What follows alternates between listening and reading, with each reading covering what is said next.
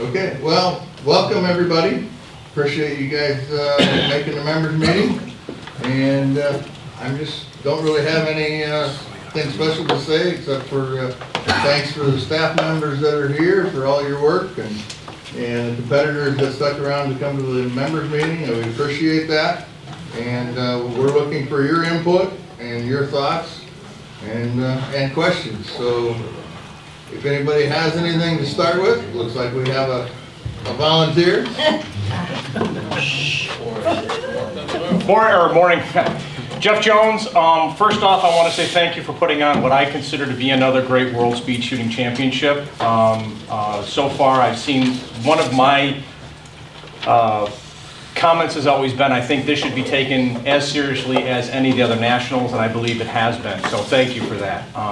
I do know that back in January, you had a board meeting in Florida, and there were a number of things that were proposed to the board regarding Steel Challenge. And my question is, where are you with enacting any of those items? And if you can share them with the group here as to, what was talked about. Zach, can you field that one? You probably got Yeah, the best no, I'll be happy to answer Sorry that. about that. No. The answer is not much, to be honest with you, for a couple of reasons. The first one being that I knew we were having the membership meeting here, and all the other preparations that have been going on for the match have kind of delayed doing anything. But I wanted to have an opportunity for things to soak in a little bit, and for people to be able to talk to me or any of the board members this week while we're here at the match. So now that we're having this meeting, and once the match gets over, then what will happen is everything, the input that's been given to me,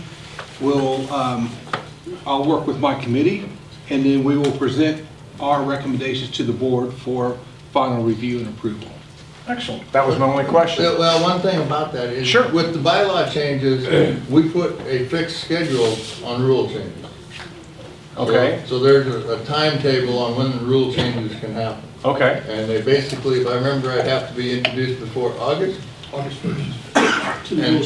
To the Rules Committee, and then they can't be enacted until the first of the year. So there's a timetable on any rule changes now. Okay, some of the things, would you consider, if there was a change in the peak times, to be a rules change? No. Okay, so I don't know if any of the things that were proposed were actually rule changes. Many of the things that were proposed were policies that don't Yes. fall into that timeline. Exactly. With regards to slots, registration, stage time. Exactly, and I'm glad you brought that up. Is that something that you can discuss here? Is that something that can be now spread more in widespread to the community about what the plans are for that? Because I don't know if a lot of people understand that that's something you're considering.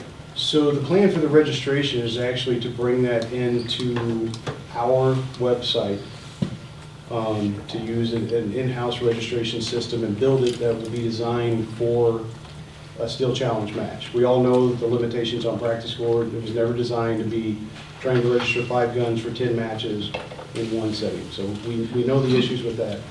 The discussion with the Rules Committee is around how the slot system will work based on performance slots. Will it duplicate somewhat on the USPSA national side? Or will it be outside of other recognized Tier 3 matches if there's not an area match?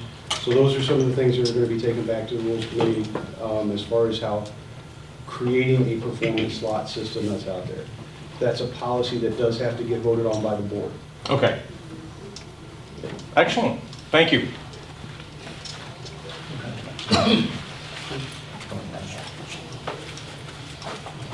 Next.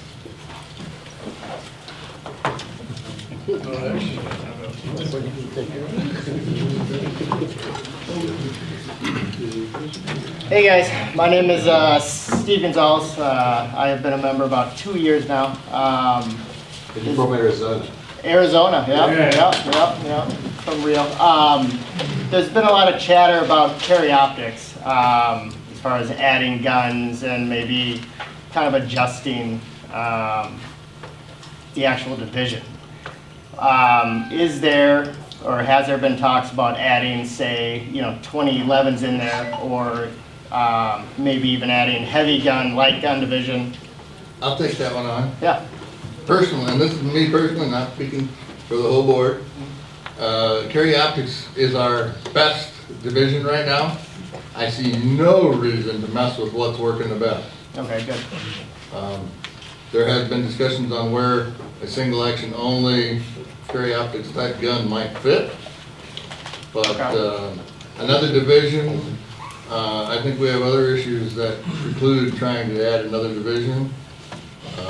So we've talked about the possibility of having that gun as a category under an existing division. And then if there's enough interest, Okay, then it could maybe go further. sure. But at this point, I personally have seen no reason to mess with our best division. Okay, good. That's all I got. Thank you, Steve. Awesome, thanks, guys. I should ask, we didn't introduce everybody up here. I assume everybody knows everybody up here. No. Who are you? Okay, so I'll start on that end. We'll go through a quick introduction. I'm Ted Murphy, Area 8 Director. And Jake Martin is Director of Media and Events. Troy McManus, Director of NROI. Sherwin Greenfield, I know who I am, President of USPSA, And former Area 3 Director. former Area 3 Director for a year or two. Yeah, possibly 17. I'm Leighton, Area 2 Director, Arizona, West Coast, that area. Rick Brotzel, Director of IT. Matt Hopkins, Area 3 Director. I'm Zach Jones, Steel Challenge flunky and match director for this match. I'm Michael Brooks, Assistant Director of Media and Events.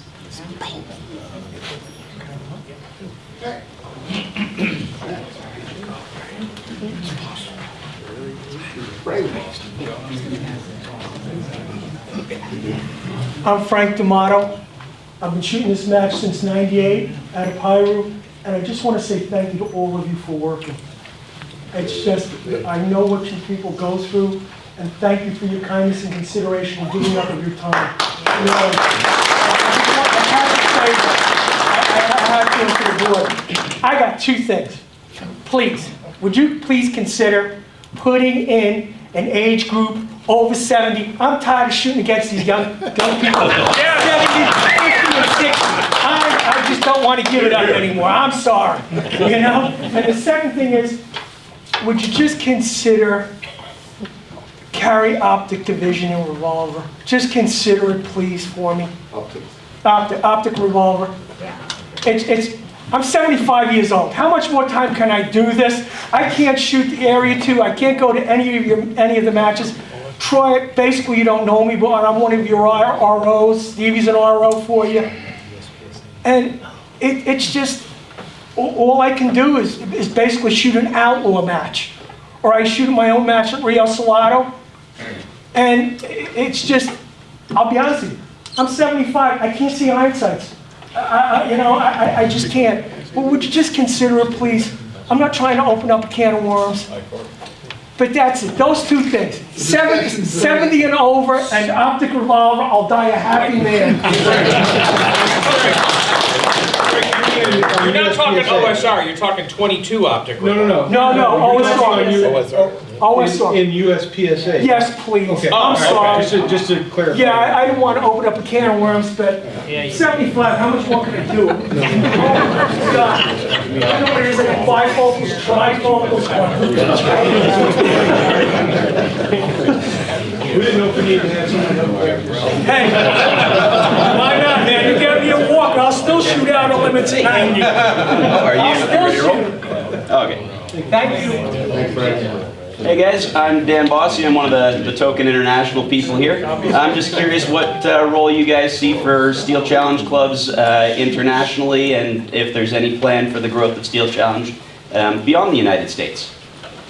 There is hopefully a huge opportunity for Steel Challenge outside of the United States. There's been ongoing discussions. We've had some clubs join that, but USPSA, of course, on that side is a little restricted in that you're in IPSC regions. Steel Challenge does not have those restrictions. So it is one of our. Oh, yeah, because we've certainly seen, yeah, a little bit of tension around managing the relationship with IPSC.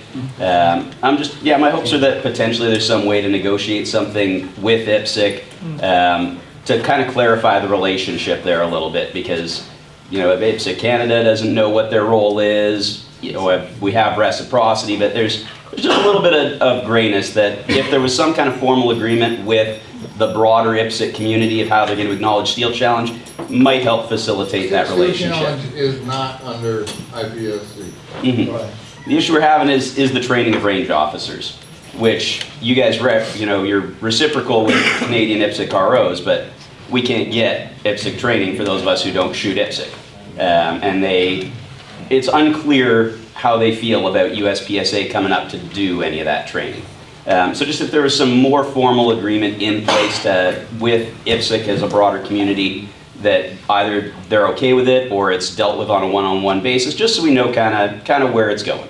Their position right now is it's dealt with on a one-on-one basis as okayed by the regional director in that area. Okay. That lets us know where we're at. Current position You're talking about on the USPSA side. USPSA NROI training in Canada Yeah. and elsewhere. We have done it overseas. It's kind of a regional director giving the blessing kind of thing, but I'll be more than happy to talk to Sean and Jim and see what we can do. Yeah, well, we're working on the process in Canada. I was just wondering if formalizing it as a broader thing would be in the cards, but if Steel Challenge doesn't operate in enough where that's feasible right now, we understand. Just wanted to check in and let you know that we're here and we appreciate being part of the community. Tell them about your flight. You know, we're about 60 hours in transit getting down here, so. And also, when is your Canadian match? Yeah, Canadian National Steel Challenge, if people want to come up, is at the end of July. I want to say 25th through 27th. So that last weekend in July, we've got up to 200 spots, including our ROs. It's out in the Kananaskis Provincial Park. If you're interested, steel@btsa.ca gets you right to me, or there's a Steel Challenge Canada Facebook page. You're welcome to join us there. There's a couple of you on there already. We'd love to have you up and help you come visit Canada to shoot if you're interested. Well, what province is it in? It's in Alberta, North Texas. That's the 22nd, 22nd. No, it's one more week. Good evening, gentlemen. For those of you who don't know me, those few of you actually do. My name is Bob Weatherford. I am a life member. I am a chief range officer. I have been working the Worlds as a range officer since they were in California. I do have a number of questions, and I would like to start out with a comment. Those of you who were directors when the bylaws were going in and other events were happening, you all got emails from me. And Sherwood got a box full of emails from me, and I would like to say that I had requested a number of things, such as this meeting, many other things in the bylaws, and I would say out of a Christmas list, I probably got about 90% of what I asked for, and I'm very happy with that. Zach being on the board among them, or well, what I consider a more recognized position, more participant position. Those are all wonderful things, and I'm very happy about them. I have a few questions on several different subjects.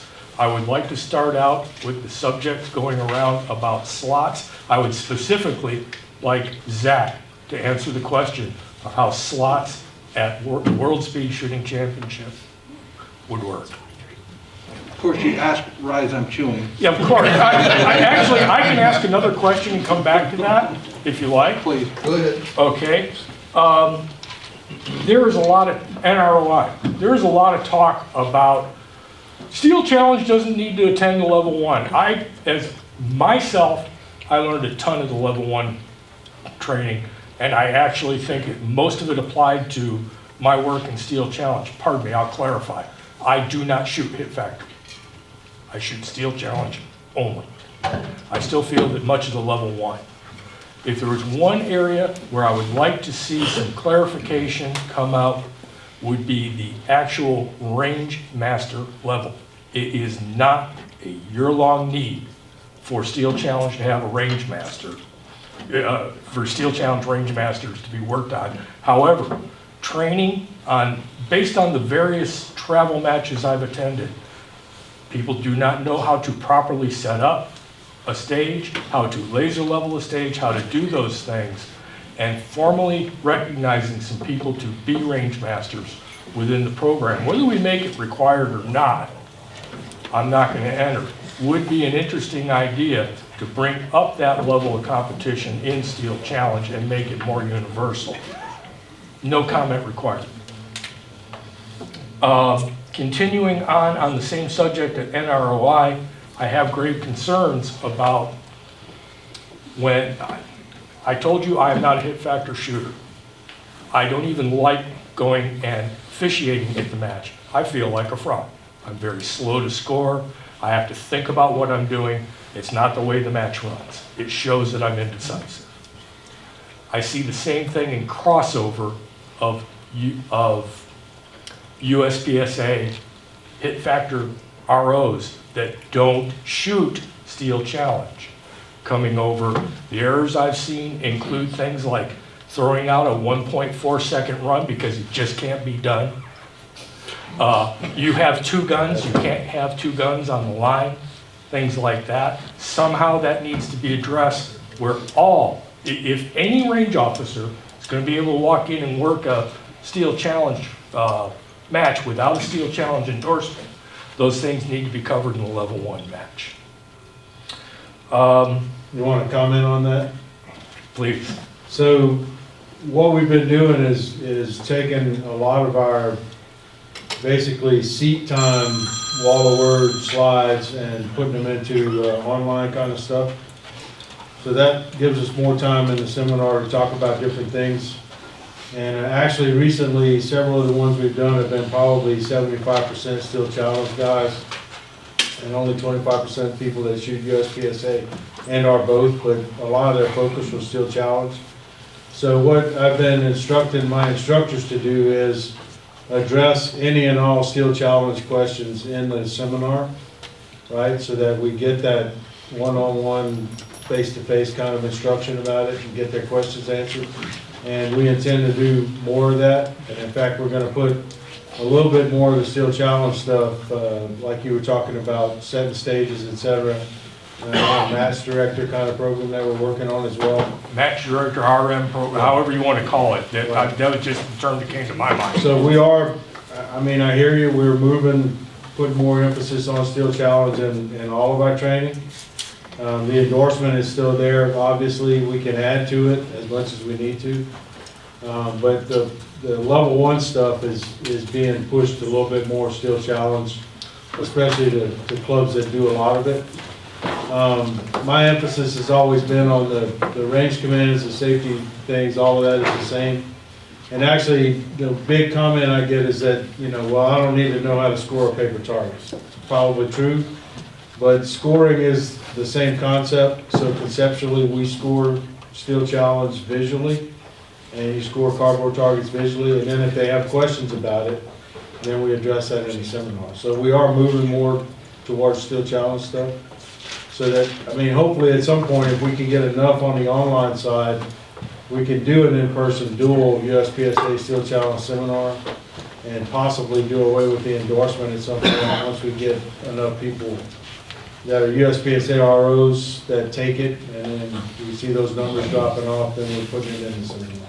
Yeah, I took one of the original endorsement classes that was live. I haven't seen the online stuff, so I don't know if it would address those items specifically of the USPSA hit factor ROs coming to work at a Steel Challenge match. Yeah, I get it. I mean, we see the same thing on the multi-gun side as well, but Steel Challenge, we do way more of that, so we are putting more and more into the seminar so that they understand, even if they do mostly USPSA, that they understand the nuances in Steel Challenge. Thank you.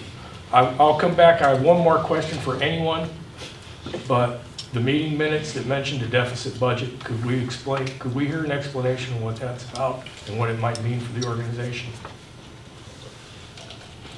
Anyone? I'll take it on.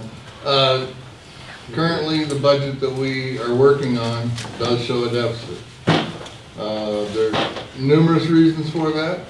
The last few years, you know, the income's probably been fairly stable. The last few years, we've had investment income from the stock market because we're required to hold X amount of money for any life memberships, 5-year memberships, 3-year memberships. That's held in an investment account. The last few years, that investment account did really well. Covered all of our, if you want to call them operating losses, whatever you want to call it. Please tell me it doesn't look as bad as my 401k. Well, that's, the problem is that's what we're up against. We went from it covering some of our things and able to do what we've always done to now actually dropping and becoming basically an expense, if you want to call it that, versus an income stream. So, you know, those were the things that we were able to do over time to keep from changing things. You know, we've increased in the last 5 years, you know, increased different services through, you know, the website and the app and, you know, the whole IT stuff all the way around. You know, I can't even, Vic could tell you probably half a dozen big ones, and maybe I'll let him mention those in a minute, but, you know, we've increased those services, but managed to stay where we were. Everything's flipped on us right now, and we have to find a way to come up with something different, you know, because that income's not there. Okay. You know, and you know, don't get the idea that you know, we're going to go bankrupt or anything like that. We've got reserves to take care of it, and we've put some, you know, over time, put some money in the reserves to go for lean years. You know, we thought the last couple were going to be. Stock market made that so it wasn't, you know, payroll protection plan helped out. Yep. You know, some things that balanced it out. But now, those things have disappeared. So we need to look at what it's going to be to balance it back up. You know, our mission is, part of the mission is to put on national championships and to foster, you know, equitable competition. So that's expensive. You know, I mean, the national level, the biggest thing in the national match is the health. You know, they have to get there, travel. I think everybody here can probably say what's happened to travel in the last couple of years. Oh. Anywhere you go, whether it's flying, driving, hotels, rental cars, any of that has just gotten to be crazy. So that's all, it all blends into this. And This year or 4 years ago, it doesn't matter, it cost me thousands of dollars to come and work this match. yes, You know, that's all completely there is to it. understandable, Yeah. and that's, it's sad that we ask people to lose money to come and help us. But, you know, that, I've On always the flip side of accepted. that, just, this match is not positive income that we hold. It's not net neutral on there as well, so. I just wanted to get an out-front explanation. That's on the website, there's been some questions asked. I wish I was the High Minister of Finance, I'm not. So it's like, let's hear it from you guys. Does that answer your yes, question? it does. And So- Bob, as a person who wrote the minutes, just the fact that we put them in there wasn't to trigger some kind of ominous call or anything. For the first time, we really wanted to be open to the membership and let you know what we're talking about. Yeah. The thing is that also means you see the black eyes, you know, the stuff that, you know, we didn't want to sugarcoat it. This is what we're talking about, this is what we're considering. We wanted the members to know this time. That's what this Minutes is are a about. balance Yes. that is different. I would love to have a recording and hear the discussion. It's not necessarily realistic, I realize that. Zach, I'd love to hear about slots. I may have questions that relate to certain aspects. Okay. The idea behind slots, as we envisioned it when we talked about it in January and I wrote about in the front side article, is that it's performance-based. So, because we recognize results by division here, you could earn a slot and by slot I mean a pre-registration code. You can earn a slot by placing well within your division. You can also earn a slot by placing well within your category. You could also earn a slot by placing well within your class. But one of the things we wouldn't do is we wouldn't stack it. So if, say, for example, I was high overall PCCI, high senior, and high master, all in PCCI, I would not get 3 slots. You know, Right. Because Okay. you know, we wouldn't stack the deck like that. You would get 1. And then, you know, there'll be some percentage that we're basically thinking about 10%. So say there's 20 people that are in a division, then 2 would earn a spot based upon their placement within the division. Pure performance Yes. at area matches. No, you ask about this match. Right, but Yeah. the results to come here would come from the area matches. No. It would, well, the discussion, as part of the discussion, is first is world speed, and it doesn't trickle down to tier 3 matches, like area matches as well. Okay, That would so, duplicate somewhat of the slot system that USPSA Nationals has now. and that's what worries me, okay? Maybe I don't understand it all, but that is what worries me. So maybe a few simple questions. If there's 650 entries in the World Speed Shooting Championship, how many of those are allotted by slot? That would depend. Yeah, that would depend. On what, though? Okay. Where do I earn a slot? Do I Okay. have to earn it at an area match? Do I earn it at my level 1 match at my club? No, okay. I'll see if I can't clarify a few things for you. First off, you can earn a slot here, obviously. Right. Okay, then within your own area, you can earn a slot. Okay? Say I'm area 6. So if I go down to Greg's match and I place well, I can earn a slot there. If I travel to area 2 or area 4 or whatever, because I'm not a resident of that area, I cannot earn a slot there. Understood. So, and then. Bob, are you looking at the number?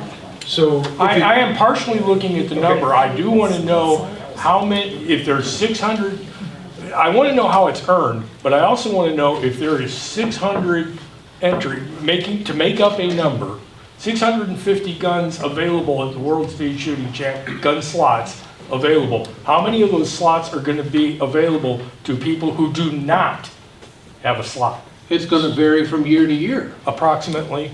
We haven't set the total number that would be available, whether you would earn 2 slots, 4 slots. So there's a real good chance that the only way you can come to World Speed Shooting Championship is invitation only. No.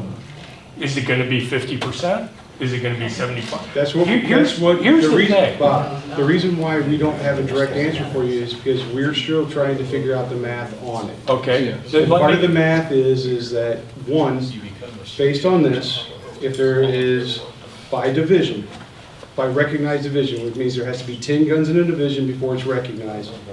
Once that number is met, it's 1 slot in that division. Then in the class would be 10. So if you won a class position, that would be a slot for a category. If that duplicates over into the area, how many slots does that generate is the number that we don't have yet, because we have to go through and exactly figure out how many slots this match will have. We raised the entry on this to meet the demand. What we found is that we're also running about an hour and a half longer than we normally would.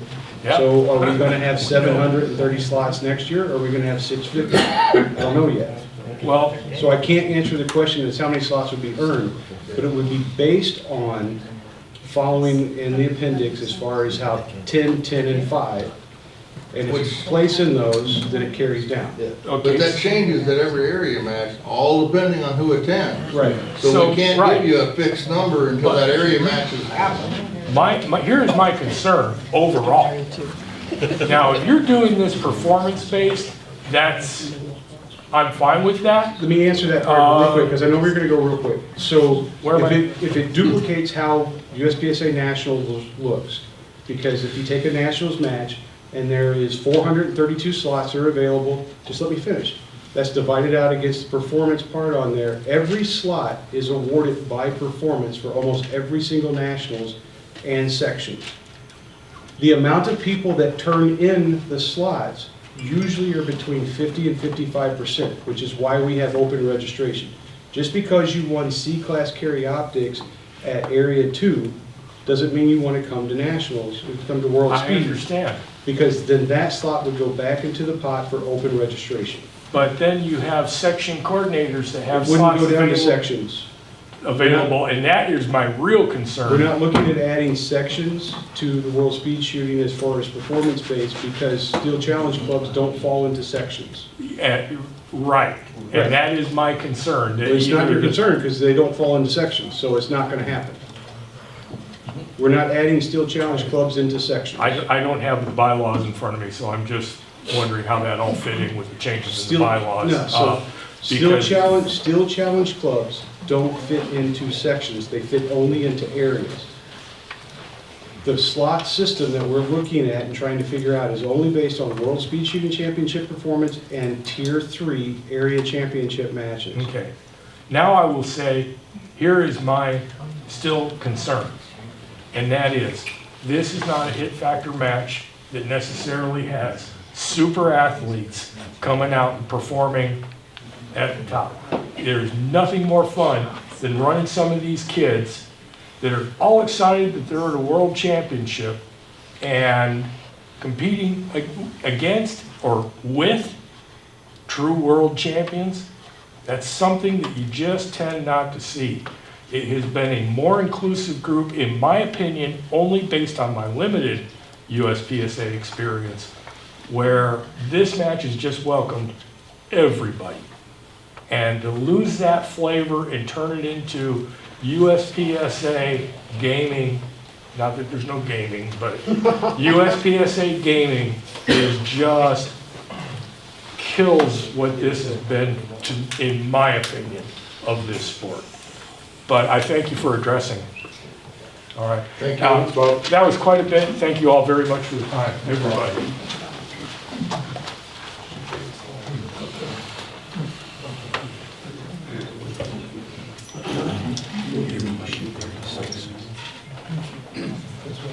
Anybody else? Comments, questions? I want to say something. Come on up. Check, please. I'm supposed to take a story, meeting part of it.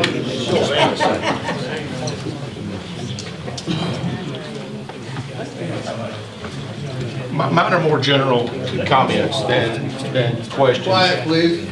So, Name, sir? I'm Vance Williamson.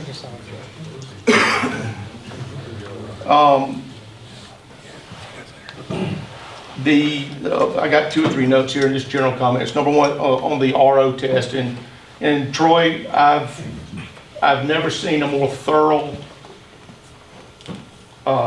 test anywhere. Your ROs, when they take that test, they come out and they know what they're doing. So, I mean, it's amazing.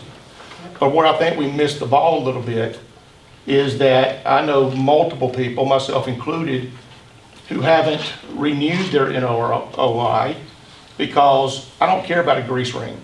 I really don't. I shoot Steel Challenge, and I think we're losing ROs because of that. And so I know that there's a lot of overlap, and I understand that. The safety things could be taught both ways. Everybody wants to be safe with a gun. Those are common denominators. But the Steel Challenge guys, I think we're losing a lot of people because they don't want, I mean, it's a hard test. And when you come out, if you shoot USPSA and you pass that test, you know what you're doing. A phenomenal job. But I just don't know if that applies to the Steel Challenge, folks as well. And then there's something on the categories. Okay, so this is what I call the void. And my whole goal is to grow this sport. I think that's all of our goals in this room. We like the sport, we want it to grow.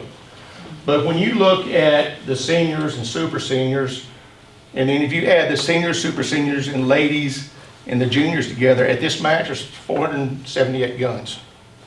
Okay, and this area that I call the void.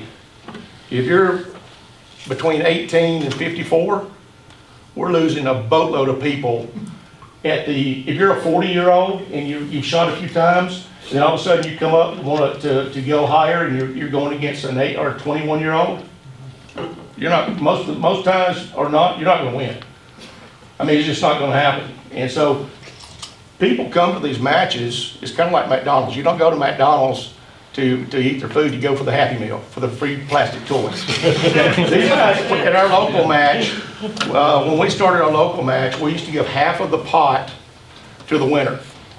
We bought $4 medals, and ever since we introduced the medals, we gave them a choice of taking half the pot, some $50, $75, not a big match, half the pot or the medal.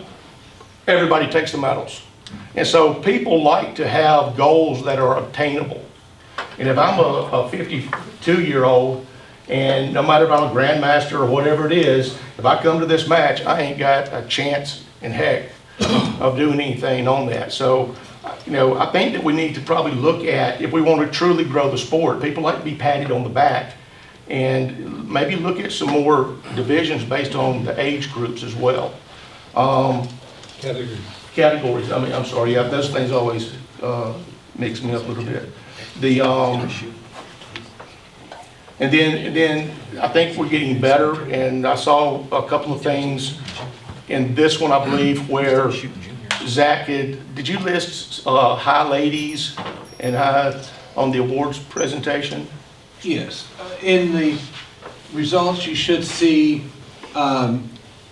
ladies that are designated as well, it'd be high lady preteen, assuming we have enough, high lady junior, high lady senior, high lady super senior. And it all depends if we have enough in the categories. Right. So those have been designated for recognition within this match. So two parts. I welcome that. I think that we've ignored the ladies way too long, and you know, having to shoot against some of the men is just, you know, this world is equal and all this kind of stuff. But I'm just saying that we need the senior ladies categories and the super senior ladies categories. It will again help us grow. We did a phenomenal video, and I'm assuming, Jake, you probably put that, a steel challenge video that was out. I think you filmed it last year. The one that was put together by Shooting USA? Was that what it was? Okay. So I look at that, and if in my team, we've got a team here, we've got about 16% of the total guns at this match is match tracker members. And if you look at our team, the vast majority of us are A, B, and C shooters. We're not up there. And we, even as friendly as we try to be to everybody, that we've got shooters that come up, they're afraid to come to us because we have a jersey on. They're intimidated by jersey. But you know, we go out of our way to befriend them. The thing with that video is everybody was in a jersey and everybody was super fast. And I mean, it was a well done video, it was very nice, but when you're trying to grow our sport, I don't know if that's the right way to do it. Well, we need to show Joe Q public out there, you know, shooting and focus on them, because that's where we're going to grow. I mean, and just, you know, on your next one, just so you know, there is a commercial that airs every other Wednesday night with Shooting USA. It's a 30-second commercial that actually runs in their program that does focus on exactly. I haven't seen it, but I think that's great news. It's on in the January board minutes in my presentation. The USPSA and the Steel Challenge commercials that they run, they alternate weeks, are in my presentation. You can watch. That's on there.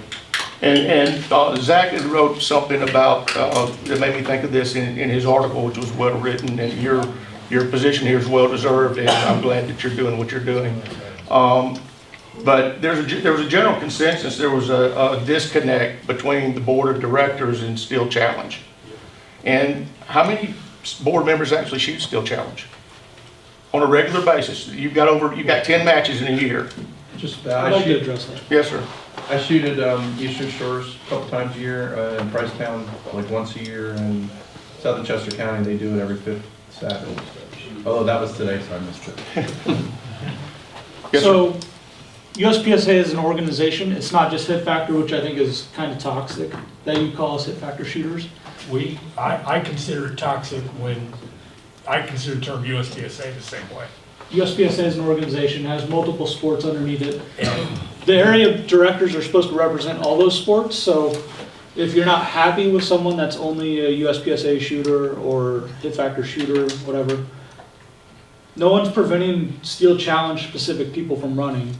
Everybody up here, I think, agrees that Steel Challenge is just as important as USPSA also. So I don't think that's a Well, problem. I don't know, I don't necessarily think that you don't like Steel Challenge or like that, but in order to get, I mean, they're two totally different groups of people. I mean, to me, this is more of a family shooting sport. Young guns shoot USPSA, and then young guns with money shoot two gun, 3 guns, or something like that, because it's very expensive. But this is more of a family-oriented sport, and USPSA is more of a young man sport. I tried it a couple of times, I couldn't do it. I mean, and so when I get to just stand in the box, I still can't do it, but I don't have to run. Can I ask a question? Sure. Jake, how many world speed shoots you shoot? Last 5, 6? I just did a count. I was looking as you said that. I shot 9 Steel Challenge matches last year. And the year before that, I shoot anywhere between 9 and 15 Steel Challenge matches that are level 1, 2, and 3 Right. matches. Troy, same question. I'm sorry to interrupt you, but I want to get a point. You went out to California with the RM for the area 2, weren't you? You shoot a lot of matches, local, area, national. Zach, I know you shoot a lot, okay? They're not board members, right? But they have the board members' ears, okay? I personally don't shoot multi-gun. I have nothing against it, I don't shoot it. That doesn't mean I expect my area director to shoot multi-gun. I don't expect my area director to shoot Steel Challenge. If they're getting the input from the people who are shooting it, that's fine by me, okay? Because no one's telling you have to shoot USPSA. No. This is a beef I have when the Steel Challenge community gets up there and says, I need you to shoot Steel Challenge, you need to understand it. They might not like it just as much as you know, Bob doesn't like shooting USPSA, that's okay. Okay? As long as you're getting the input from other people who got their ear, I'm good with that. And I'm sorry I burst out here because I think it's important to understand that. Jeff, I understand your point, but I also know that when you have firsthand experience, you know, it goes a lot further than secondhand experience. I mean, I would, if it was rules, I would rely on Troy 100%, because I mean, he knows his stuff. So Vance, what I would tell you is that I've been in this role part-time from 2014 to 2017 and then full-time. So I've sat in the board meetings and on the phone call. Was there a disconnect? Probably some. Over the last couple of years, as the board has changed and as Steel Challenge has grown, and as the involvement of myself and Troy and past people on the board, as there's been more area matches that have added. I mean, a couple of years ago, there was only 1 or 2 area matches. Now there's an area match in every section. They are listening, they are paying attention, they put the committee together, they have Zach. I don't think there's a disconnect just because they're not out pulling the triggers. They are hearing, and one of the reasons why we're sitting in this room right now is because they want to know this. And it's not me defending them, they can talk for themselves, but I can tell you that in the last 5 years, the importance of Steel Challenge to all the board members has been very well received. Okay? Good. And it's That's good to hear. Ask these guys, they'll tell you I'm not sucking up to any of them. No, and that's good news to hear. I'm just telling you what the things that I hear, because, I mean, we are a grassroots team. Well, and he's not here, so I'll speak for Bruce for a second. Bruce Wells, our Area 6 Director. I do know for a fact that he does shoot Steel Challenge as much as he possibly can. I know he's worked Alabama State matches here. I know that he was at Area 6 Championship last year, so Bruce does get out and shoot steel. Okay. There was a couple of things, but so I guess the big thing is, and this, whether this is true or not, I'm just trying to let you kind of know what you know, the scuttlebutt goes on. But the bread and butter of this sport are our A, B, and C level shooters. Those are the ones who pay our bills. And in the past, I'm not saying anything about current because I know there's been some changes, and thank you for doing that. All the the Happy Meal toys went to the few, and we're ignoring the folks that are actually growing our sport. And I think we need to try to do something to address those guys, because that's what pays our bills, is the A, B, and C level shooters. And if you look at it, 330 guns at this match here are A, B, and C level shooters. It's the bulk of our membership, all the way across. Yeah. I mean, So one thing with the categories, and if you go through and you look at the rule book, people kind of get stuck in their head where it says 10, 10, and 5, right? For tier 3, you know, you gotta have 10 to recognize this, 10 to recognize this, 5 to recognize this. These are the ones. It also says recommended.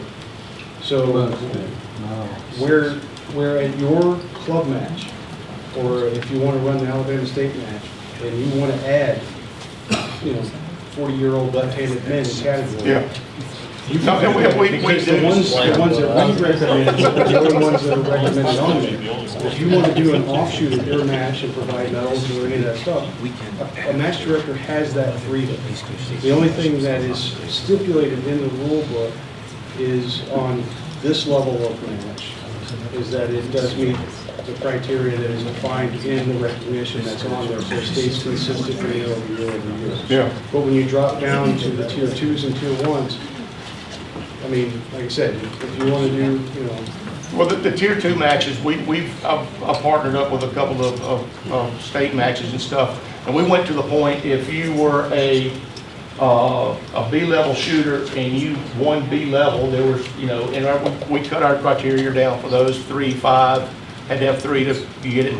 And it was simple as a certificate, but when you give a 10-year-old girl or a 12-year-old boy a certificate, I mean, they work just as hard to go from B to A as a grandmaster or a master goes to grandmaster. And so a lot of people have called that participation trophies. I just call it like a seal of excellence. And now we've got somebody that they carry the little certificate home and they put it on the wall and they're proud and they come back. And that's what we want. We want them to come back. Well, I'm sorry, is that good? I would just want to say, talking about, A, B, and C being our bread and butter, one thing that's unique about this match is that every single competitor can walk the prize table up to 3 times. For example, we have a centerfire pistol prize table. We have a PCC prize table. Then we have a combined rimfire pistol and rimfire rifle prize table. So, I mean, you, regardless of what your class is, you're going to walk at least once. Right. Because you completed the match. But this is 13 matches, and you cannot do that. This match is 13 matches. And you cannot do that in a USPSA match. So that's apples and oranges. Somebody, So I've got a question for you, and again, I want to emphasize the point that, I'm here because Bob called me about 1,500 times, and actually I think it was maybe 10, but I'm probably one of the people you could have accused that was not as vocally or outwardly supportive of Steel Challenge. And it's not because I don't like Steel Challenge, I don't shoot multi-gun, but I'm fully behind multi-gun as well.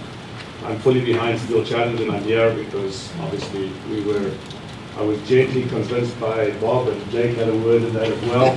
And just for the record, I know I screwed up one day and said Steel Challenge Championships or Nationals, and I'm sorry, I apologize to everybody for that. Jake said I shouldn't. But here's my question. So just getting a feel for all of this. I don't see any of the big guys that I remember from back in the days. Max Michel, Casey's obviously here, BJ's here, Maneki was here tonight. But I'm also not seeing any juniors in the crowd. So if we're putting so much effort into the juniors, why are they not here? And where are they? juniors, there's. I'm not looking at now. I'm like,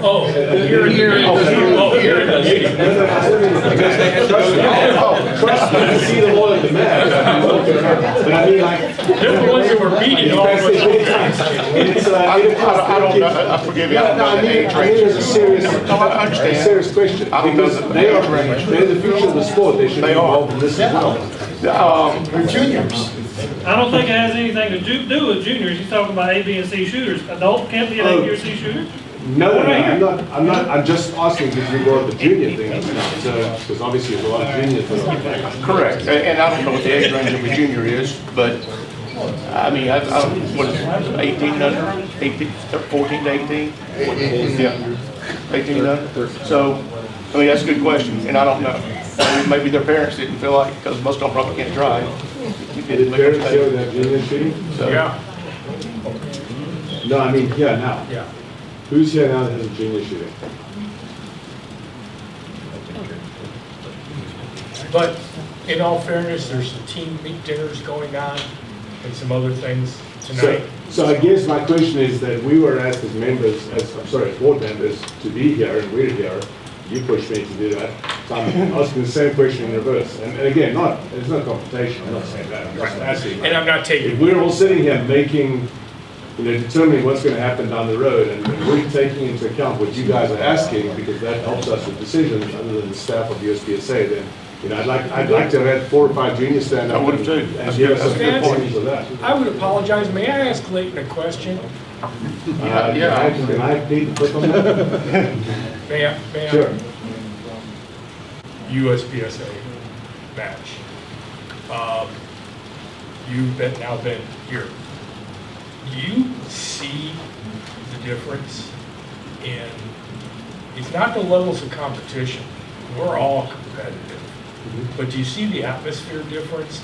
It seems to me from my limited experience at the major USPSA matches that I've worked, that there is a difference here. It's a friendliness, it's a helpfulness, it's a, oh, you broke a part, here you go. I'm not saying that doesn't exist at USPSA. At Area 2. Pardon? At Area 2, or at Rio. I'm So not saying. Rio has its own issues, as you well know, and the Area 2 Championship, in my opinion, having shot there for 30 years, and been a member of Rio for 30 years, has diminished in the last few years, and we're finally making some changes. Okay, I didn't want to go there to Sure, be that but specific. you're right, and that's being addressed, and I. But what I'm saying is, do you sense the difference that we are a different community? No, So I don't actually think. it's a different community. Yes, But it's no different than 2 different families. yeah. Because I would agree with that comment. everybody has said, there's a different family. It is. There's still a very, very family-oriented group under the USPSA handgun side. There's another family under the multi-gun side that maybe doesn't ever shoot anything else. And if you go to that, I go to a multi-gun match, I feel totally out of place. But it's not because, it's just a different crowd and they've been around each other. So they're separate families, if you want to call it that, in each one. I think that's a great way of saying it. But I don't think you get to know that family, and I guarantee every one of them is going to offer you a gun if you broke yours when you're at that match. Regardless of whether it's a multi-gun match, a steel challenge. I don't know if that one was the best example. Yeah, Maybe but it was, maybe it but I wasn't. see it happen in all of them, and once you get to know that family a little bit, it's the same type of family, it's just a little different. And maybe group. that was the problem, is that family does not want to get to know you. We're working on that. Bob and Vance, I think the biggest difference that you see between the crowds is that there is a lot more team atmosphere in Steel Challenge than there is in USPSA. Okay, I think I can accept that comment. And as a person who shot all of those, I absolutely agree with Jay. And Jake, wouldn't you say that the USPSA, I hate this is USPSA as well, but I get the difference, but wouldn't you say that the Nationals matches are older crowds rather than younger crowd? Obviously, it's a lot younger crowd. Do we even keep statistics of the ages of who shows up in a match? I actually knew that answer, I was wanting to make that point. And by the way, that's something we want to keep, we want to be able to do that. Well, actually, I would tell you that still going to the Steel Challenge matches that I have over the last several years, I think the age diversity from youngest to oldest, you see more in Steel Challenge than you do in USPSA. I think USPSA is more of the 20 to 50, where this is more teen and older in the 60 to 70 year old. 12 to 80 is what we've got here. 12 to 80? 80 plus. Yeah, I think it's just because of the physical nature of Steel Challenge versus or physical nature of USPSA than it is on the Steel Challenge side of it. less intimidating for younger and older competitors, which is why it is more of a team atmosphere, more of a family atmosphere. It's not any less competitive. I watched Grant Dunkel do a 114, and I swear to God, it hurt my neck to watch him do it. So, it is a different atmosphere in shooting with a different crowd, but I mean, it's like going to a family reunion, right? Like, we're all here to pretty much do the same thing, we just have fun in a competition game. Right. And I want to add one more thing as well that Jake mentioned that you brought up as well, is the board members, pretty much everybody here. I mean, Ted drove down here, all the way down here just for tonight's meeting. At the area championships, of which obviously we have 8, a lot of us have been traveling to, I mean, how many have you gone to this last year? And will do, roughly? I don't know off the top of my head.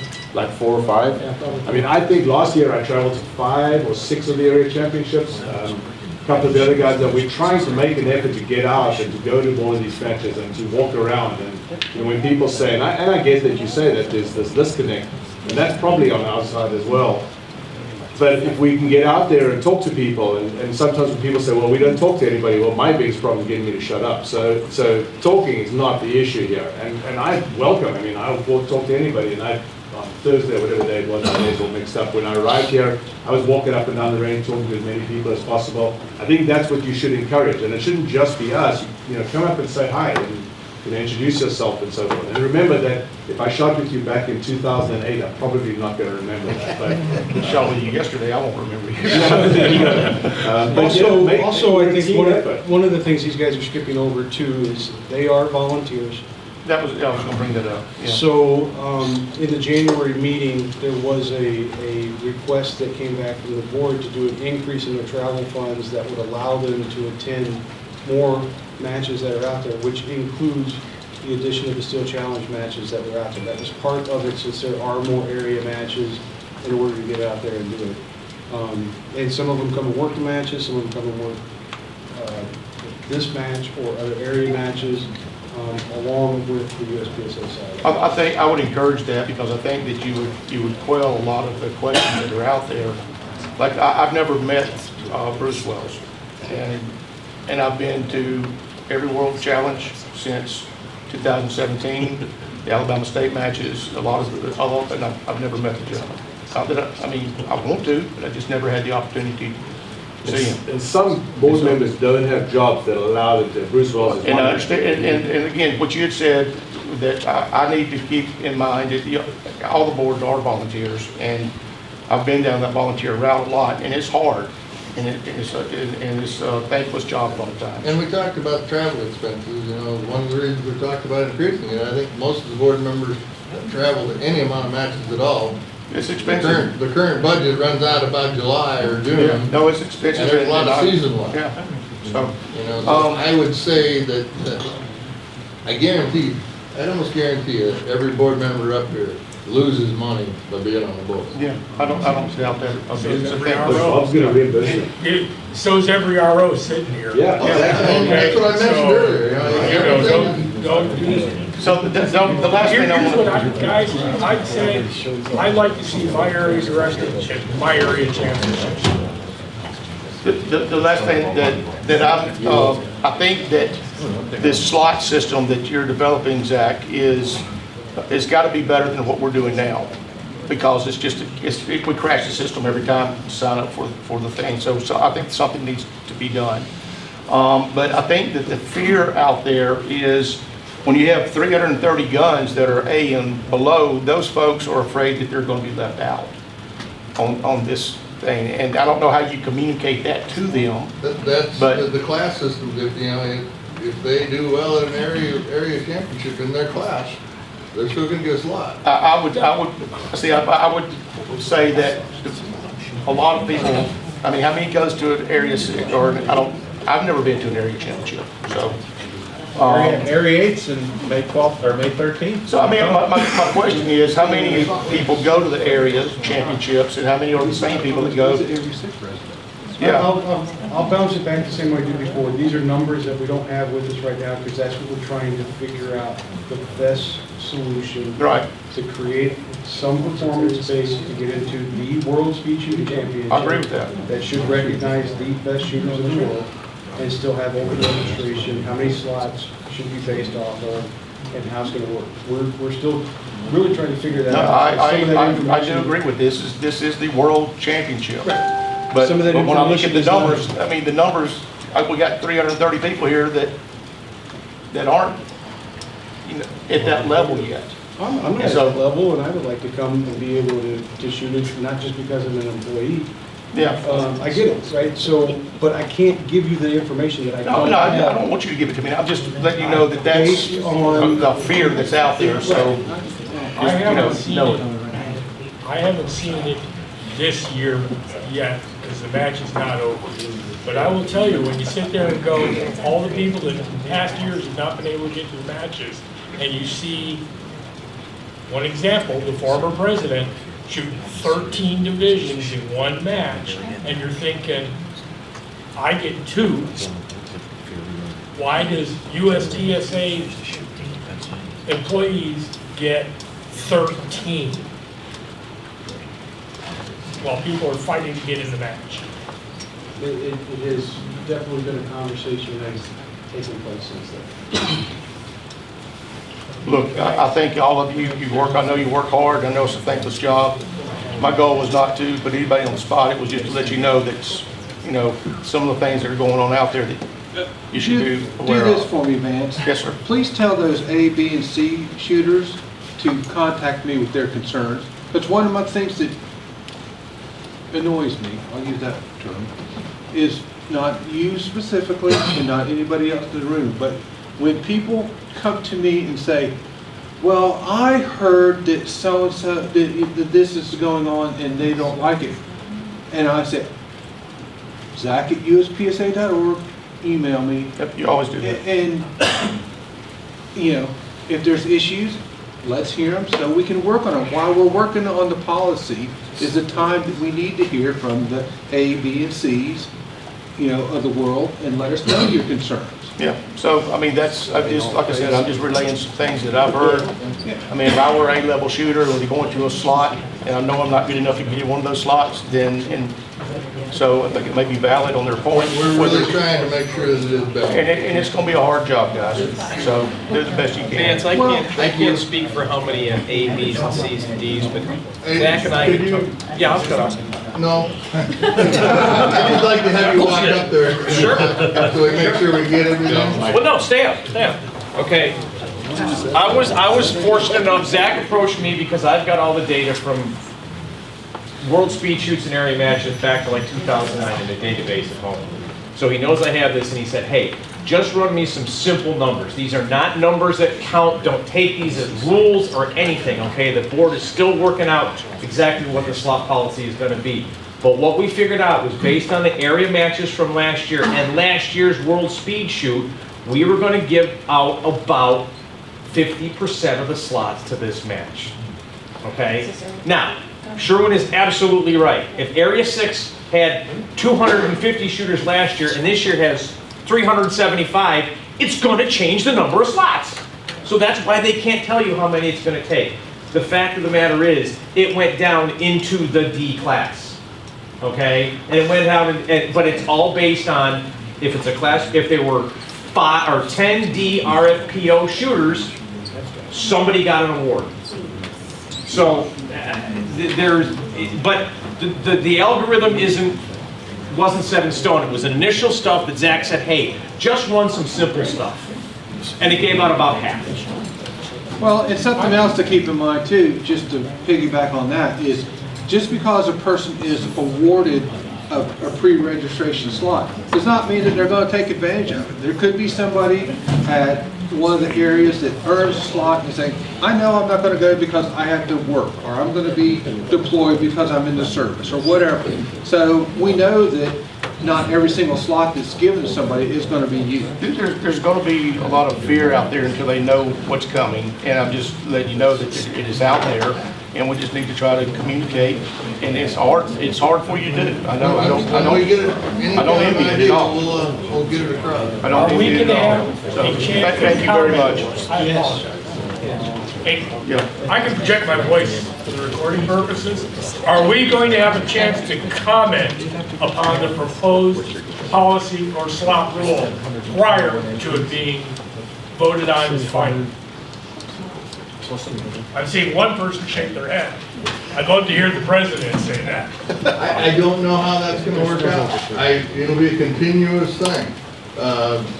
We'll probably have a comment period. Some of this is comment period. And that's the reason we put out that we're talking about it, so we can do that. Now, we may finalize the policy and make 2 tweaks to it in our last meeting. That may happen. So I can't say that everything that we do is going to have a final comment period, because it may get tweaked right at the last minute from comment. So, If I may, go ahead. one of the things I did, Zach was involved in a conference we had of match directors, area still challenge match directors, and they talked for about a good 25 minutes, Zach, about the slot policy. And so we were getting input from match directors and then on it. So, I mean, since it is a board policy and the board votes on it, I do fully expect to talk to those match directors again, area 8 members, before we vote on it. And I'm sure a lot of the other area directors are the same. I'm not gonna, No, I'm just trying to think of when there was a conference, because I was a match director and I never was invited to. You're not an area 8 match director. No. I did this with area 8 with Zach. Okay, yeah, so. Go ahead. My name is Mike Williams. I know most of you. I'm just a little cog in the Steel Challenge USPSA machine. I recently, last 22 years, I lived in Central Florida, which Greg Kersey, he puts on 3 Steel Challenge matches a week. Now I've moved to northern Wyoming. I travel 150 miles to shoot a 2-stage match once a month. I get a lot of my Steel Challenge USPSA now on the internet. USPSA, watching different matches, different channels. One thing, Troy, I really like is the NROI, the RMIs, where they send out, the questions, or like Jody does a really great job. And I also like the blogs. I've been listening to the blogs. I spent a lot more time on the internet. I've been snowed in for like 3 months up there. But a lot of people, especially younger people, and probably some of us that know how to use a computer, we get a lot of our information now online. All right, the training that Troy's putting out with USPSA, and what I would like to see is more Steel Challenge related articles come out online. After spending the last 4 days, pushing competitors through our stage, it's appalling that nobody knows the range commands. Well, let's put it this way, very few know the range commands. And they want to argue about it, okay? And we've started putting a little blurb, about the hammer down with rimfire in we have a little stage group. And everybody's like, I didn't know that, But all I'm getting at is, I think online training is a really good thing.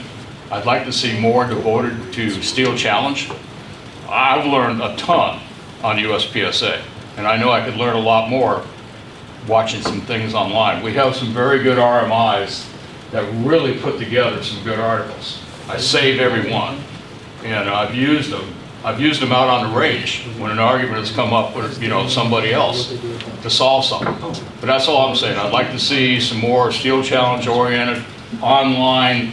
I'm not talking about training courses of this or that, but the things that you're putting out right now, give us some more time. That's all I got to say. Thank you. Thank you. We're gonna have Mr. Jones on the next podcast, so not you. I was gonna say, not me. Nobody wants to hear me. We haven't done enough podcasts. Podcast every week. I'm Jeremy Dean. I'm a nobody. I shoot here monthly matches. I'm running our local monthly match over in Covington, which the U.S. Steel Shoot used to be held there, so I'm kind of helping take the monthly matches over there. Other than that, I'm a nobody. But I watch as we all should. I watch and see what's going on, how things are being run. I was at this match, World Speed Shoot Championship, year before last, I think it was, and I was talking to Hunters HD Gold, Brian Conley, and he was speaking with, I believe, I may be wrong, but I believe it was BJ Norris, and he asked BJ Norris specifically, a very, very specific question that I think has a lot of relevance in what's happening today with how fast this match is getting. He asked BJ, he said, where do you see this sport in the future?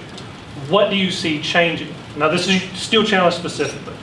And BJ Norris said, we're going to have to go to hit sensors on every plate at least the World Speed Shoot Championship. Now, we all like to think that we're very honest people and we shoot with very honest people, but I believe everybody in this room has seen it happen at least once where a miss was called on a target, and of course we go down and check. And you can see dirt fly a foot away from the target or whatever, and a lot of the ROs, as good as we like to think they are and as honest as we like to think they are, everybody gets awestruck, starstruck by these 1.18 second strings. They may not exactly be watching the target. You see dirt fly, it's a hit or a miss, you call it a miss. We go down and check the target, and there's a little flake of paint, we call it a hit, we take that away. We have to be very, very honest as shooters and painters to paint the targets. We are relying on the shooters to basically judge themselves, which we all know, we have all seen it, a miss was overturned as a hit. I don't think that with these times getting as fast as they are, that auditory and visual feedback is good enough. Now, I understand that this is going to cost money. I understand that it may not even be feasible, but I would very, very much like to be it considered. Because we are running at the extreme edge of speed here. 1.14 seconds, I think, was run today. You know, that's crazy. Very few people can keep up with that and keep an eye on the shooter to make sure it's safe. We've got 2 ROs, so I would just like for it to be considered a possibility of maybe going to hit sensors, or at a bare minimum, the ROs going and checking the targets after they've been painted to make sure that all of the edges have been painted. We do it in USPSA, right? The scorekeepers go down and they keep track of each time a target's been hit twice, right? The scorekeeper goes down and checks the target. Why do the ROs stand back here? I understand that it's a lot of walking. I really do get it. It's a hard job. It's a thankless job. The ROs don't get enough recognition. I understand that. But it's an area of concern for some shooters, including myself. I'm not one of the top 10 shooters, but I'm still competing against the top 10 shooters. And if they get a miss called, that's actually a miss, and they have to eat another one, then I become competitive. That's all I have to say about that. Also, we are running into an issue, everybody knows it, with the registration. Why couldn't it be considered? I've been shooting World Speed Shoot Championship since 17, I think. I wasn't around back when it was in San Luis Obispo. But I have heard, and I have looked back at the old scores, that rimfire and centerfire were 2 separate matches. Why couldn't we do that again? I understand that the scores would be combined and all that, but why couldn't we break it up to rimfire in, say, spring, centerfire in fall? That way the weather is at least similar. The conditions would be at least similar. We could have many, many more slots. I'm not saying to make each one a week long, but we could have many, many more slots. And I believe, I'm not that big of a business person, but I believe that would bring a little bit more money into the sport, because you look at companies like SIG, which up until Let me address that right away, since we've talked about it a little bit earlier in the budget. We lose money on every nationals. I'm not talking about money in the organization, I'm talking about money in the parking lot. Like the sponsors and stuff like that, you know. But adding any additional nationals, I mean, we're in the process of talking about taking, I get you. Limiting the number of nationals. Good catch. Good catch. You know, so we're not, that's a tough thing to go right now. And that's understandable. What I was thinking is maybe we could, like, I was heading towards that direction, like, up until very recently, SIG wasn't necessarily making a 22. So why would they sponsor or put a lot of money into a match that they're not going to see very much benefit out of? So most of the shooters that are here, not necessarily shooters, but the guns and rimfire, why would they sponsor a rimfire match? conversely, in a centerfire match, why would Gulfportson sponsor a centerfire match? So if you split it up, there's a possibility. I'm just saying there's a possibility that you could get maybe more sponsors. As far as sponsors go, the only sponsor for any nationals event, whether it's World Speed or USPSA Nationals, that provides cash is Palmetto State Armory, that writes a $5,000 check that's in turn paid out for Steel Master, Rimfire Master, and Rifle Master at this match. Everything else is put on the prize table. We don't accept cash. Cash gets ugly. Sure, because, taxes. Well, no. Well, taxes on your end of it if I pay you taxes, but the other side of it is that we don't pay out matches other than this one under the stipulation of Steel Master, Rimfire Master, Rifle Master.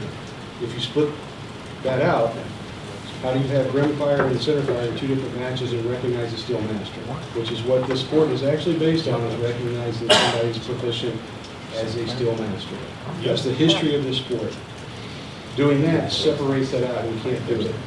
And as far as receiving money from sponsors, they send prizes because that's a write-off on their end. Well, that's why I said money, but that's what I meant, is money, products, whatever they're willing to send. You know. It only goes on the prize table. It doesn't. We get it. I understand that, but it doesn't help offset the cost of the match. Well, it would if you had more people show up. Would it not? How? Well, this is a loss at this number of people. If we doubled that, it would be double the amount of loss. Okay, so what you're saying is your sponsors, what you're saying is your sponsors, does not work that way. what your sponsors, just a second here, hold on. Work that way. What you're saying is your sponsors are putting product on the prize table. Your sponsors are putting product on the prize table. You've got, what, 702 entries or 700 something entries here? 20-ish. $100 a gun. That's a lot of money. Not all of those are paid slots. No, they're because not the paid slots. staff gets to. Sure, okay. Sponsors who put stuff on the prize table can get up to four. It was 600 paid. So is there a number of We're paid gonna slots? lose over $30,000. Is there a number of paid spots? It's 600 for this match. 600 paid slots. Yeah. Somewhere around in there. It was info when we had our last budget meeting. It was 600 paid. 31,800 is the loss of this. How? I mean, it's not my business. I'm not asking for an answer. I'm not asking for an answer, but maybe a little bit of transparency on where that money went. You're standing in a place that we have to pay to be here, along with everything that's used down on the range. Every one of the ROs that's here gets up to $375 travel, $25 a day, dinner appreciation, prizes that were bought for them. Fantastic. That's all I'm asking. Where's the money going? That's all I'm asking. I'm not complaining. I'm not complaining at all. Just asking where's the money going. And I guarantee you, we have been reviewing where every one of those dollars goes. That might be information you want to put out to your members when you're saying you're running at a loss, when you got 700 spots here, and you're saying you're running at a loss. It might be information you want to put out. You already said you want to be more transparent, right? That's what we're working on. Let's do it. That's all I got to say. Thank The you. thing is about a lot of these matches is it's always been traditional. The business model at USPSA has used for years is use the activity fees to help offset the cost of the nationals. That way the competitors aren't paying match fees that would be representative of what the actual costs are. That's the stuff we're looking at right now. Where the line should be set. Have we always lost money on this match? I mean, over the last 10 years, 5 years? Yeah, actually, the first year we brought it here was a break even. But one of the things that we have done is that we've also kept the entry fee since 2018 for the last 5 years at $100 a game. That has not gone up. We have not increased the cost for you to come shoot this match, while the cost for us, even to rent this facility, has gone up. Quite a bit. Well, the other thing, you're gonna add a match, now you gotta find people to volunteer for that match too. Right. I mean, we're wearing everybody out now. Anybody else have anything? I have a question. I think I see Wolf Carrot at matches than anybody else. We did. And That's a huge shock. Just a curiosity question as much as anything. I'm Carol Moreland. I am a representative shooter of all the 90% that don't think they belong here. I'm a D grade, but I'm still trying. Okay, we call it the World Series of Steel Challenge. But if I was in Australia, how would I get a slot? Or is this like World Series USA baseball, National League versus American League? Well, until we had the actual slot policy, it was open registration, and anybody, like the guys from Canada, the young man from Guam, registered for the match and came and shot it. There was no qualification to come and shoot this match. It's not like it is on IPSC World Shoot where there's qualification, and I'm glad it's not like that. If we go into a slot policy, it'll be based on the level, this match and the tier 3 matches, which could include other matches outside the United States. Again, it's something we don't have all the numbers on. Right now, I think there's only, this is your guys' second one? No, Third? we've been 2015, I think. Okay. There's the Canadian Nationals, and I believe Trent's not here. So there was the European one. Trent is here a couple of years ago. Yeah, they just said Right. As those expand, you know, that could all be included. The more international clubs we get, the better we can represent that. I'm a member of a Steel Challenge Club in England called Healy. Yeah, the one that Ian puts on. Yep. So there's Scandinavian, South African. I've spoken to Polish. I would love to see that in the future, post just where we're at internationally. You're gonna have to come up here. I'm sorry. Yeah. What else you got? There's another question, I mean, not Steel Challenge, but there's a Pan American handgun in Florida in September at the moment. How do you get a slot for that? So the Pan American slot policy was that was the 2020? same. Yeah, the same.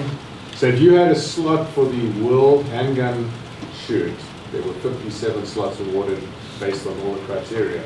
Then President Foley back in the day gave each of those people a slot to the Pan American. We have been told there are slots available. We've been told there's slots available, but how we get those slots, we haven't been told how to do that yet. Right to Frank Garcia. USPSA has no control over that. That is strictly an IPSC match. Yeah. I'm keeping a straight face here. I know, but it's USPSA/IPSC.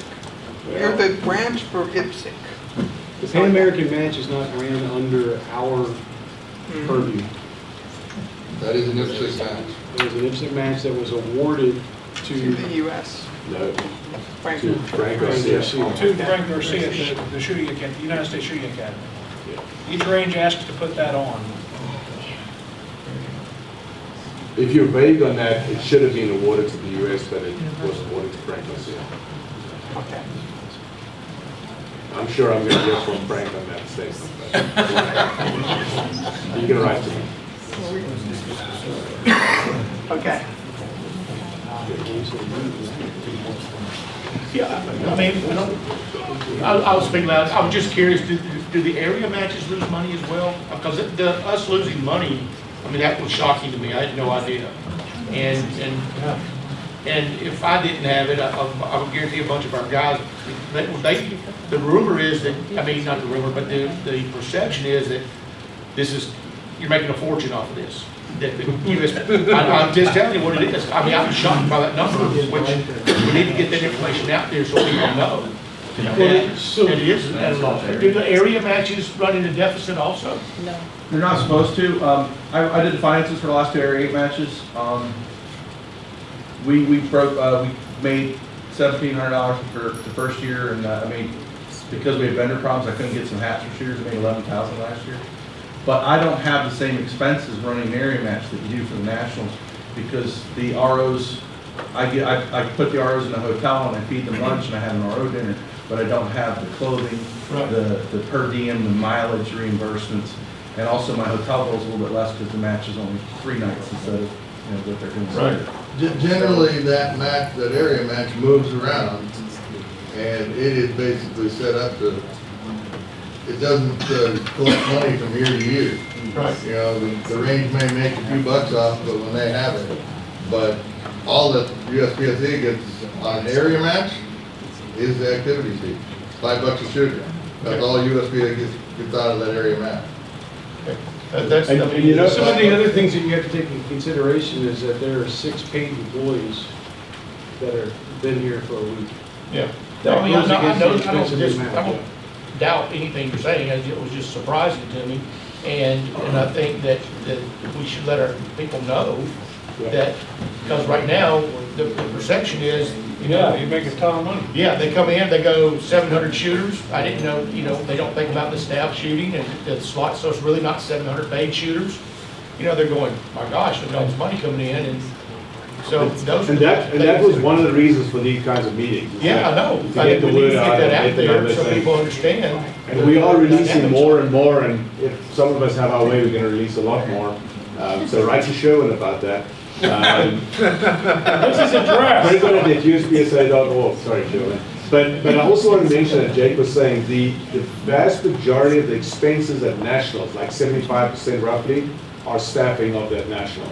You don't have that in the area match. So Area 2 last year made a profit, goes back to the club that hosted the match. But they don't have, they actually paid out, I believe, over $25,000 last year to the staff. Right. But it's not the nationals where it's $100,000 to run. Is Steel Challenge different than any other USPSA event? Vance, to give you an idea, we're spending $1,000 a day to feed the staff for the lunch that's down there, and to cover anything he doesn't sell. Right. That's That's a lot of money, $7,000 yeah. straight off, that's 10% off of what you thought we were Yeah. bringing in, which actually isn't the right amount. What did you- Just I got it. simple math there. On top of that. I suggest give that money to Troy, because he made it better than me last night. The ROs that get on per diem, the hotel costs, and travel costs, and all those things that are out there. So the math, when you do it, it adds up really, But really quick. does like the USPSA regional or national experience the same losses? Actually, Nationals experiences a greater loss because there's more ROs and there's more stages. Okay. This actually, because it's only 8 stages and there's about 42, 43 staff compared to Classic Nationals that'll be here, when we roll out of here in 3 more weeks, when we come back to Classic Nationals, there's 85 staff. When we roll in back in here in September, I think there's 100 staff, and in Colorado, it's like 112. And every time you do it, it's just multiply. Yeah, you know, but that was news to me, and I think that it will help everybody if they know that, you know, it's not a money pile coming in, it's really a lot of expenses involved. I can tell you, I've been an area director at least twice. A couple of my matches, I cleared $1,000 budget and stuff. One match I lost about $3,000 that came out of my pocket. But it was just the vagaries of the match, who paid what, you know, what it costs us to do different things. I know from talking to Chad Stanton that he is pretty much on a break-even thing for Area 4. And I think Corey K for the Area 4 championship last year pretty much kind of broke even too. But again, the costs are different, right? So the staff for that's pretty much all volunteer, they don't get travel money. They do get a room to stay in, obviously, and jerseys. But these jerseys, like these guys wear, we order from Techwear. They sponsor us to a certain extent. That's a $90 shirt that we buy for $45. Yeah, it's a lot of money. But I ordered the entire thing up front for the whole season. So if we're gonna look official and look professional, we're gonna look that way. I'm not gonna put my staff in a t-shirt, so that costs you. Yeah. No, I'm not doubting any of the costs, I'm just saying it was surprising. Just also give you an idea, like the Steel Challenge hat and the patch you got out there, that was about $11 for every single one of those. So The what cost $11, I'm sorry? The hat's $8 and the patch was Right, $2. right. Plus the Yeah. ship it and all that stuff. Here's about $11 for every one you got. So, I mean, there's all kinds of costs in there. I was a section coordinator for Indiana, and the most I ever made off of running the Indiana section match was about $750 that didn't pay for an hour class.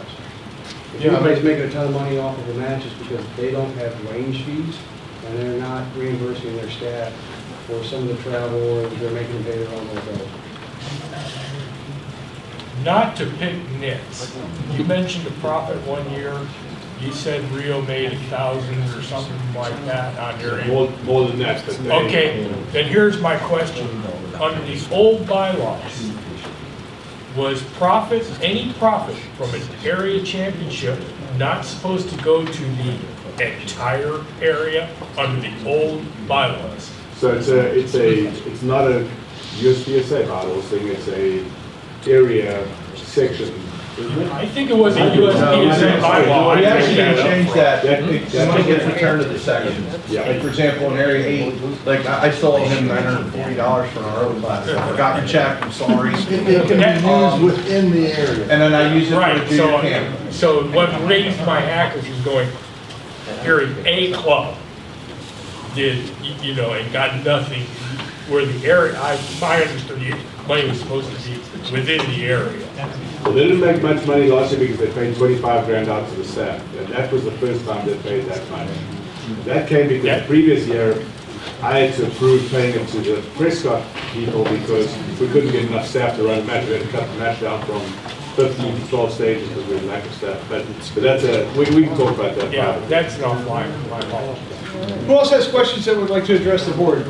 We're kind of bouncing around, the same two people asking questions. Is there anybody else that we haven't had a chance to talk to? There you go, thank you, sir. Kind of a nobody like the other gentleman before. My name's Alex Roy. Now, you got your name on your shirt, so you're not a nobody. I'm kind of curious about how you judge the peak times. Is that based solely off of the highest level of performance? That is a Zach Jones and Jeff Jones question. Okay. Two-part based on your answer. Okay.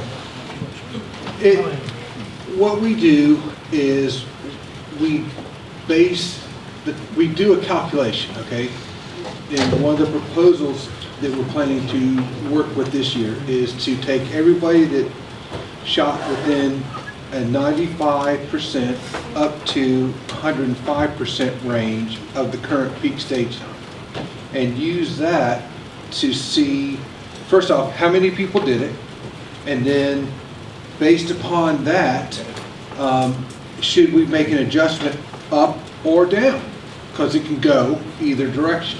And then other changes that we're looking at implementing is when we were working with Mike Foley on it, it was always either a 0.25 up or a 0.25 down.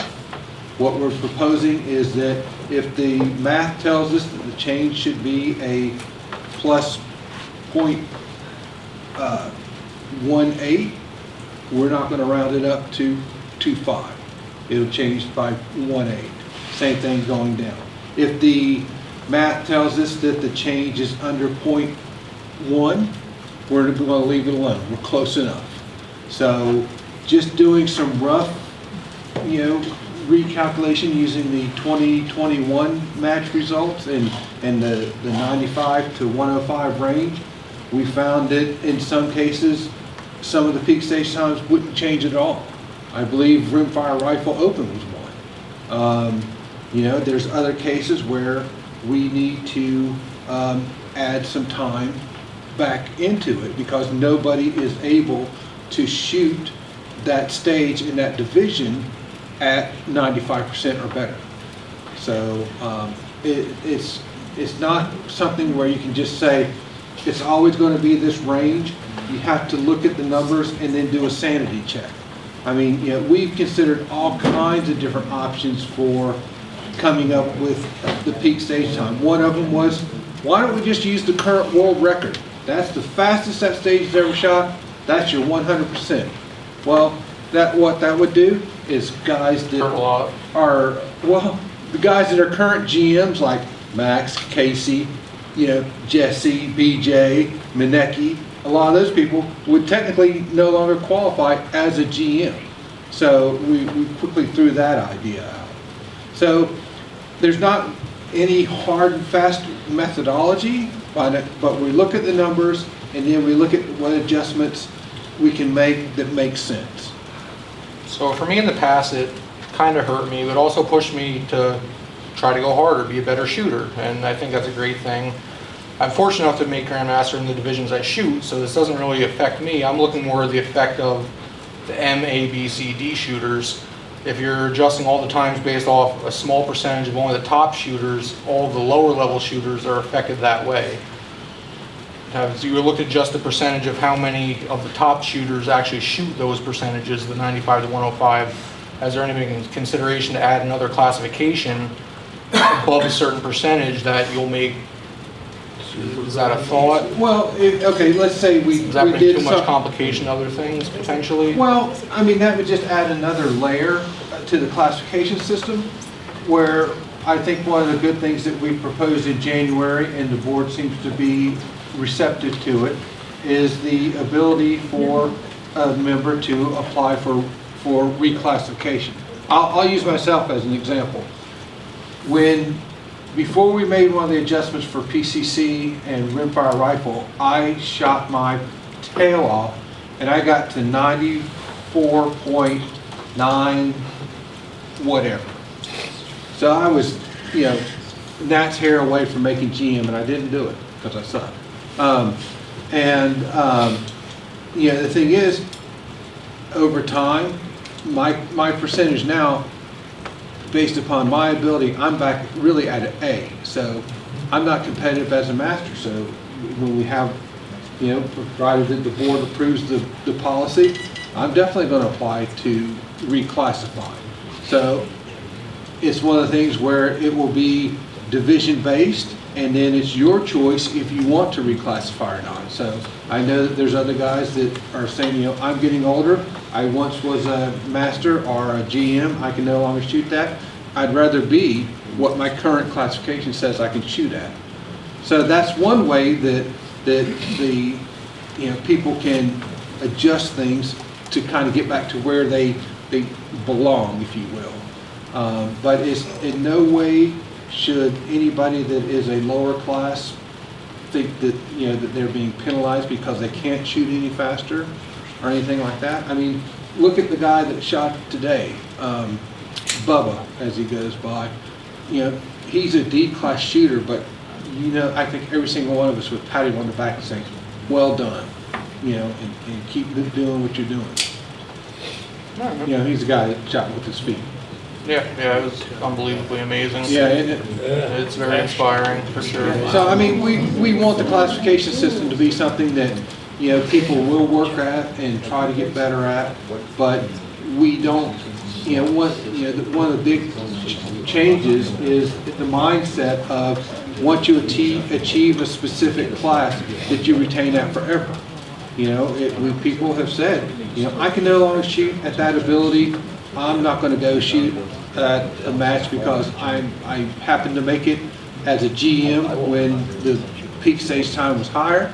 I can't do it now. I don't want to shoot because I don't want to be last GM. All right.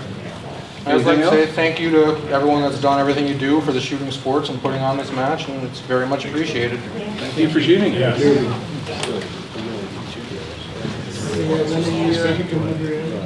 Any other questions? Pinky, you have a question?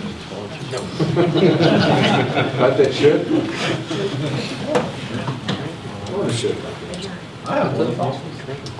Well, we'd like to thank everybody for coming. Obviously, it's a very long day for the ROs that worked the match, and the guys that competed out there. We got essentially 2 more matches to go tomorrow, and the award ceremony followed by the prize table. Just in case anybody missed it, it is at the Motorsports Hall of Fame, which is out in the front of the Talladega Raceway. It's on site there. The squads are a little bit smaller tomorrow, correct, Zach? They're 8 and 8. 8 and 8. So we should finish about an hour and a half earlier. Doors open at 6. Food starts at 6. Award ceremony, and then prize table follow. If you guys have any questions, any follow-up or anything out there, if you go to the USPSA website, go down to the bottom, click contact form. Everybody's email address is on there, or you can do the contact form, and it'll actually go to different support groups that are the employees of the board. Thank you, guys.